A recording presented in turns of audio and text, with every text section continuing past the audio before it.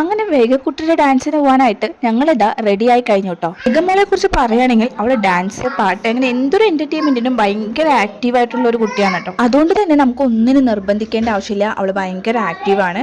അപ്പം നമ്മൾ വൈകുന്നേരം ഒരു 6 മണിയൊക്കെ ആയപ്പോഴാണ് വീട്ടിൽ നിന്ന് ഇറങ്ങിയത് കേട്ടോ.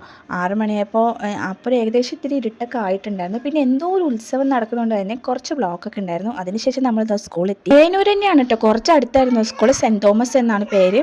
അപ്പോൾ ക്രിസ്ത്യൻ സ്കൂളാണ്. അതുകൊണ്ട് തന്നെ ഫ്രണ്ടിൽ നല്ലൊരു ക്രിസ്ത്യൻ പള്ളി പോലത്തെ ഒരു അറേഞ്ച്മെൻറ്റ്സ് ഒക്കെ ഉണ്ടായിരുന്നു. പിന്നെ ലൈറ്റ് അറേഞ്ച്മെൻറ്റ്സ് ഒക്കെ ഉണ്ടായിരുന്നു.